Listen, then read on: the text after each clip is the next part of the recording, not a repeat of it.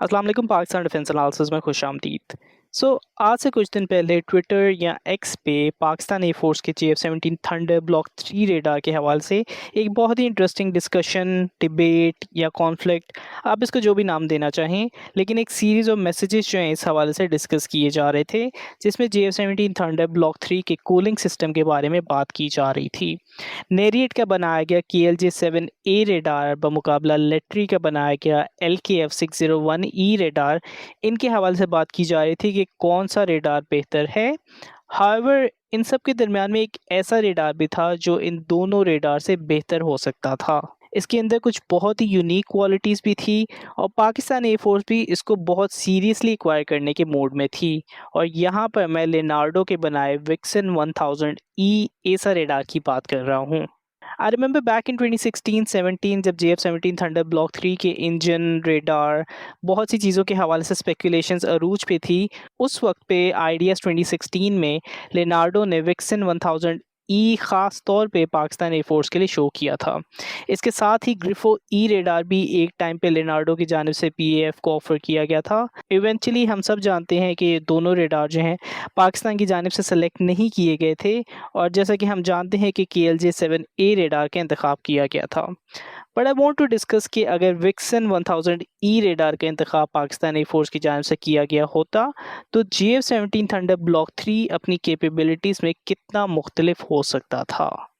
इससे पहले कि मैं विक्सन 1000E एसा रेडार के बारे में ख़ास तौर पे बात करूं, I want to specially highlight the fact कि लेनार्डो की एडिनबरो फैसिलिटी जो है वो 60 साल से ज़्यादा का एयरबोर्न रेडार एक्सपीरियंस रखती है।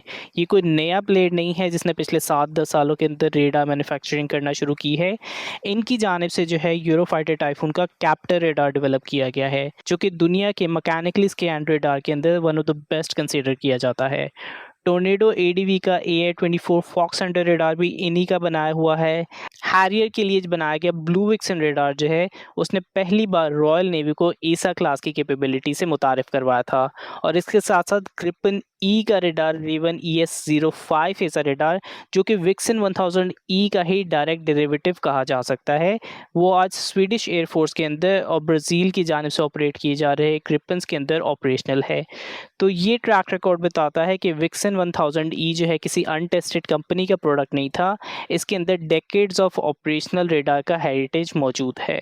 अब विक्सन 1000E रेडार के हवाले से स्पेसिफिकली बात करें तो इसकी रेंज जो है वो कभी भी हाईलाइट नहीं की गई थी, उसको कभी भी पब्लिक नहीं किया गया था। हाउएवर एक असेसमेंट जो है हम लगा सकते हैं, स्पेशली जब मैंने पहले मेंशन किया कि ग्रिपन के अंदर ES-05 रेडार का इस्तेमाल किया जाता है, जो कि विक्सन 1000E रेडार का ही डायरेक्ट डेरिवेटिव कहा जा सकता है। और उस रेडार की रेंज जो है वो एस्टिमेटेड 200 से 300 किलोमीटर तक कंसिडर की जाती है। यानी विक्सन 1000E जो है वो 200 से 300 किलोमीटर का गैलियम नाइट्राइड टेक्नोलॉजी बेस्ड एसा रेडार पाकिस्तान के पास मौजूद हो सकता था।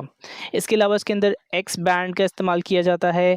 इसकी स्कैन कवरेज जो है वो ±1000 डिग्री तक हो सकती है।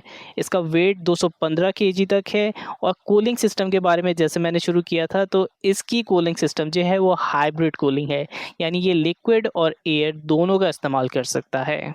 अब जो मैंने इसकी स्पेसिफिकेशन बताई, इसमें 2-3 चीज़ें जो है बहुत अहम है, मैं इसके बारे में मज़ीद डिस्कस करना चाहूँगा।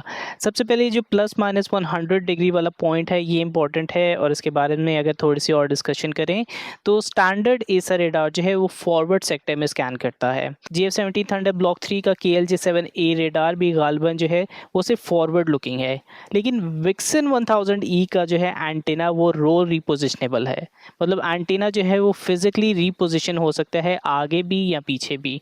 तो उसके नतीजे में जो है आप आगे से भी ±100 डिग्री तक का स्कैन कर सकते हैं और पीछे से भी ±100 डिग्री का स्कैन कर सकते हैं।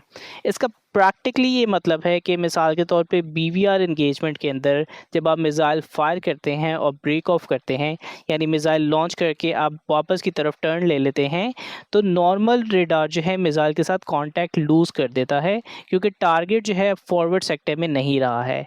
लेकिन विक्सन का रेडार या एंटीना जो है वो रीपोजिशनेबल है, तो ये अलाउ करता है कि आप मिज़ाइल को गाइडेंस भी कर सकते हैं और डेटा लिंक भी आप मेंटेन कर सकते हैं जब आप टर्न कर रहे होते हैं। और ये जेन्युइनली एक डिस्टिंक्टिव टैक्टिकल कैपेबिलिटी है जो कि JF-17 थंडर के अंदर मौजूद हो सकती थी। उसके बाद जो इसका ये हाइब्रिड कूलिंग का मैकेनिज्म है। अब ये हाइब्रिड कूलिंग इंटरेस्टिंग क्यों है? तो जब हम बेसिकली कूलिंग सिस्टम की बात करते हैं तो जो प्योर एयर कूल्ड सिस्टम होते हैं, जैसे मिसाल के तौर पे LKF601E, ऑल्दो ये चीज़ भी मैं मेंशन कर दूं कि LKF601E जो है ख़ास तौर पे GF17 थंडर के लिए ही बनाया गया था। तो इट्स पॉसिबल कि GF17 थंडर के लिए उसकी परफॉर्मेंस ज़्यादा हो, but coming back to my original point कि जो प्योर एयर कूल्ड सिस्टम होता है वो सिंपल और लाइट वेट कंसिडर किया जाता है, यानी हाई पावर ऑपरेशंस में थर्मल लिमिट्स आ जाती हैं। उसके नतीजे में आप किसी सस्टेन्ड या हाई पावर का ऑपरेशन परफॉर्म कर रहे हो तो उसके नतीजे में टेम्परेचर बिल्ड हो जाता है और उसके नतीजे में फिर रेडार की परफॉर्मेंस जो है वो डिग्रेड हो जाती है। उसके मुकाबले में प्योर लिक्विड कूल सिस्टम जो है जैसे KLJ7A रेडार, उससे बेहतर थर्मल मैनेजमेंट जो है प्रूव होती है। ऑब्वियसली ये हैवियर होता है कंपेयर टू एयर कूल के मुकाबले में, लेकिन इसके नतीजे में जो है आप हाई एंड पे जहाँ पे टेम्परेचर ज़्यादा होते हैं तो उसकी लिक्विड कूलिंग के ज़रिए रेडार की परफॉर्मेंस जो है वो उस तरह से डिग्रेड नहीं होती है। नाउ हाइब्रिड सिस्टम जो है वो दोनों के बीच का बैलेंस आप कह सकते हैं। लिक्विड कूलिंग वहाँ पे यूज़ होती है जहाँ हीट जनरेशन जो है सबसे ज़्यादा हाईएस्ट होती है, यानी जहाँ पे TRM मॉड्यूल्स वगैरह इस्तेमाल होते हैं, जबकि एयर कूलिंग जो है वो सेकेंडरी कंपोनेंट्स उसके लिए इस्तेमाल की जा सकती है। उसका नतीजा ये होता है कि सिस्टम जो है हाई सस्टेन्ड पावर ऑपरेशन जो है वो बेहतर परफॉर्म कर सकता है एयर कूल्ड सिस्टम के साथ भी, लेकिन जो लिक्विड कूलिंग है वो फिर इंटेंसिव सिनारियोज के अंदर आपकी थर्मल मैनेजमेंट के ऑपरेशंस भी बहुत अच्छे तरीके से परफॉर्म कर सकता है। थ्योरेटिकली जो है आप इसको एक मिडिल ग्राउंड अप्रोच कह सकते हैं, लेकिन प्रैक्टिकली जैसे मैंने पहले बताया कि विक्सन के केस में इसका वेट जो है वो 215 kg के करीब है, जो कि KLJ7A रेडार से भी ज़्यादा है।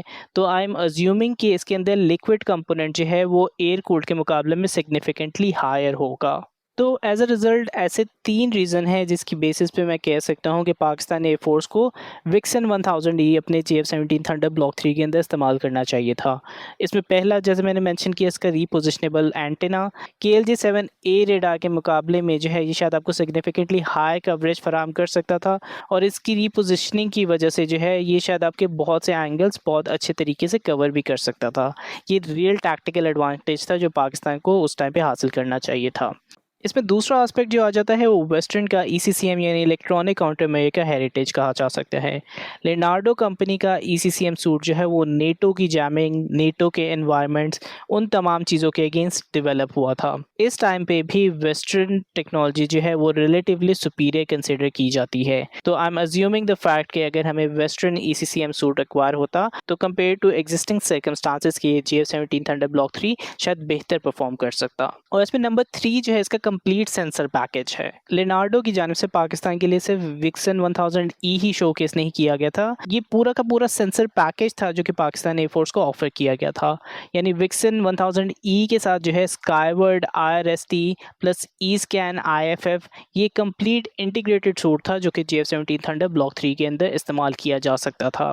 और let me make this information as well कि ये सीरियसली पाकिस्तान एयरफोर्स की जानिब से कंसिडर भी किया जा रहा था। एविएशन वीक 2017 के अंदर ये रिपोर्ट किया गया था कि पाकिस्तान एयरफोर्स का जो रेडार सिलेक्शन का डिसीजन है वो KLJ7A और विक्सन 1000E रेडार के दरमियान में है। यानी LKF601E रेडार की जो सिलेक्शन थी वो तीसरे नंबर पे कंसिडर की जा सकती थी, और जो टॉप 2 ऑप्शंस पाकिस्तान एयरफोर्स की जानिब से कंसिडर की जा रही थी उनमें KLJ7A रेडार और विक्सन 1000E रेडार जो है वो कंसिडर किया जा रहा था। बट अल्टीमेटली पाकिस्तानी फोर्स की जानिब से इसको पिक नहीं किया गया था, और उसके भी कपल ऑफ रीजंस हो सकते हैं, तो उसके बारे में हम बात करते हैं। इसमें सबसे पहला जो है वो इंटीग्रेशन कम्प्लेक्सिटी हो सकती है। JF17 थंडर जो है पाकिस्तान एरोनॉटिकल कॉम्प्लेक्स और एविक की जानिब से मिलकर बनाया जाता है। इसमें Chinese air frame, although Russian engine का इस्तेमाल किया जाता है, लेकिन चाइनीज़ एवियोनिक इकोसिस्टम इसके अंदर इस्तेमाल किया जाता है। तो वेस्टर्न रेडार वेंडर को जो है structural changes, cooling system, power supplies, ये तमाम चीज़ें जो हैं वो different ideology, different theories follow करती हैं। तो उसके नतीजे में बहुत सी कॉम्प्लेक्सिटीज़ आ सकती थी, जिसके नतीजे में आपको बहुत से मसाइल फेस करने पड़ सकते थे। इसमें दूसरा फैक्टर जो है वो ट्रांसफ़र टेक्नोलॉजी का हो सकता है। इट इज़ पॉसिबल कि लेनार्डो की जानिब से जो है विक्सन 1000E रेडार के हवाले से इसका सोर्स ऑफ कोड या ट्रांसफ़र टेक्नोलॉजी प्रोवाइड नहीं की जा रही थी। I think that would have been a reason कि लेनार्डो की जानिब से ग्रिफो E रेडार भी फ्यूचर के अंदर पेश किया गया, जो कि विक्सन 1000E के मुकाबले में थोड़ा सा डिग्रेडेड रेडार कहा जा सकता है। लेकिन ऑब्वियसली विक्सन 1000E के मुकाबले में जो है वो उतना बेहतर रेडार नहीं था, वो फिर JF-17 थंडर के हवाले से भी उतना बेहतर रेडार नहीं कंसिडर किया जा सकता था। उसके मुकाबले में KLJ-7A रेडार जो है गालिबन कंप्लीट ट्रांसफ़र टेक्नोलॉजी के साथ पाकिस्तान को प्रोवाइड किया गया है और फ्यूचर के अंदर फिर ये पाकिस्तान के लिए बहुत अहम हो सकता है, स्पेशली अगर हम करंट डेवलपमेंट्स देखें तो नास्टेप की जानिब से जो रेडार डेवलप किए जा रहे हैं उनके अंदर ऐसा हो सकता है कि KLJ-7A रेडार से जो है वो बहुत ज़्यादा इंस्पिरेशन हासिल की गई हो।